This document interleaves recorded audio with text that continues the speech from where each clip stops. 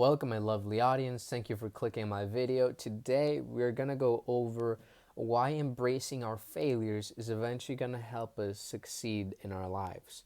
Right, at this moment, if you could leave a like, and if you like this type of content, you're welcome to check out more by subscribing. Now let's get back to the video. Why does embracing failure help you succeed? Well, because failure is what makes success. The point of view we have for failure is a bad one, which makes sense. After all, every time we fail, we do not succeed, right? Well, yes, but it is not as simple as that. You see, success is kind of hitting a three-pointer in a basketball. A probability, not a choice. The average in the NBA is around 35%. And it has not changed very much. In fact, the highest individual score is only 45.4%, held by Steve Kerr. Now, what does that mean, and how does it connect to failure and success? Well, we fail more than we succeed, even for professionals. Failure is inevitable. You see, most people will fail in a lot of things. There are millions of business going out of business every year. There are millions of artists that start their journey but never make it.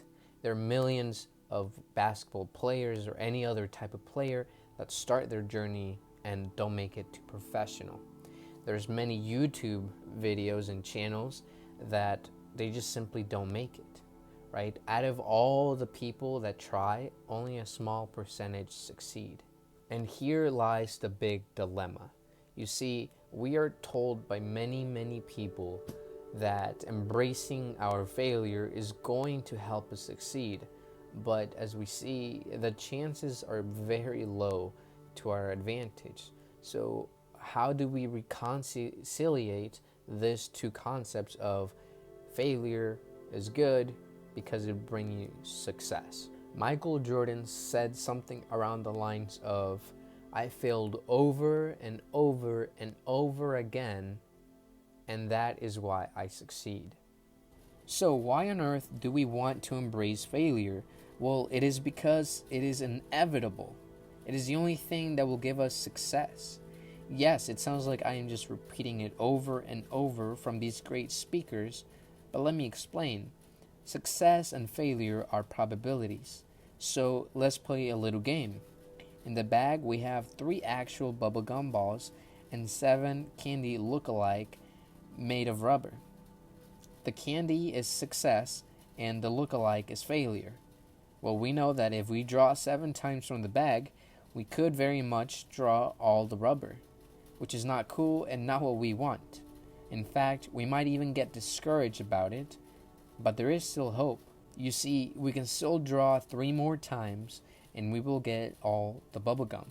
And this is life. You see, you cannot control when you get the rubber ball or the bubblegum ball, right? You just can't.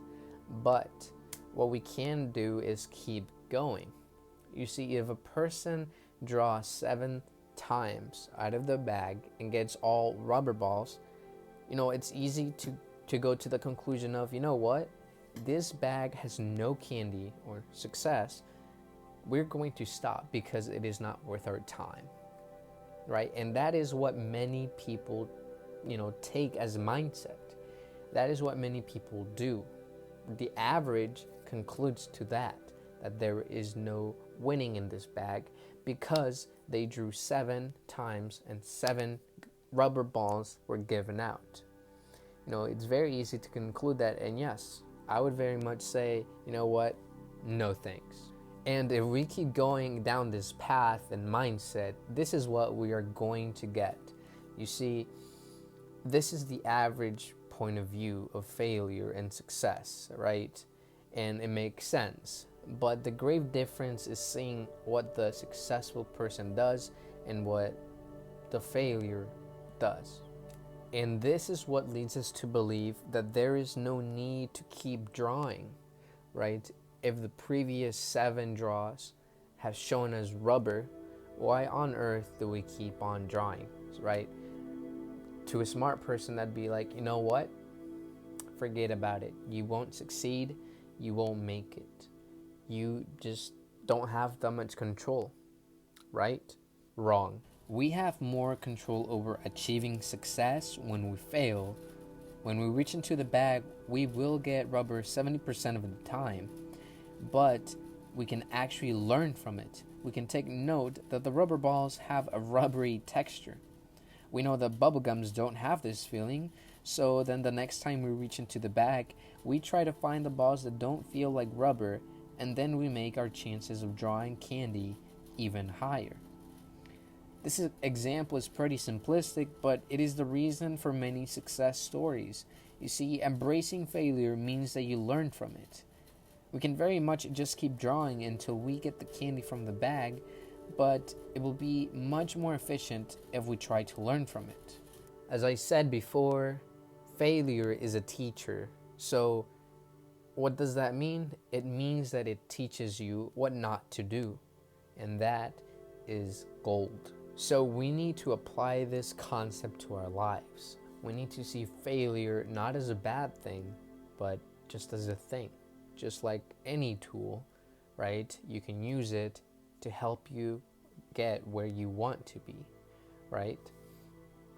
If you keep applying these concepts and strategies and keep going, you will succeed. A disclaimer here is that you should not just keep drawing or attempting to succeed in life like it's a no-brainer, right? Although it's kind of true, if you keep trying, you will get to success. You have to take into consideration the fact that you will get discouraged, you will get all sad, you will get all these negative emotions because you're not succeeding. Right? You have to take into consideration your emotions through it. So, maybe instead of going with the bag that has 30 wins, but, 70 rubber balls, maybe go to the bag that has 10 balls, but 3 of them are wins and the 7 are just rubber, right? Start out small so that you can actually gain some momentum and build your way up to the bigger bag, so that with your previous knowledge, now you know where to feel and what to feel to get the bubblegum balls, right? You need to learn from the previous experiences and now know what to do in the bigger bag. Now that we know how success works, we then go to the bag that has 3 wins and 7 losses, because now we have a certain idea of what rubber feels like, and we know that the bubblegum balls feel like. So be smart about your strategy. There are people out there that will help you win, either for free or for an exchange. Don't listen to the people that did not succeed, because their point of view is that someone can't succeed. You don't know how to succeed because they quit. So be very attentive at who you pay attention. Be hardworking and keep an open mind to learn from your failures. There are trends, mentors, courses, and other things that will increase your chances of success. Live and learn, my lovely audience. Well, that was it, my lovely audience. Thank you for clicking my video. If this brought you some type of new insight in your life, let me know in the comments. If you think there's a different interpretation of this, let me know in the comments. Now at this moment, I will say thank you very much for watching, and you have a good one.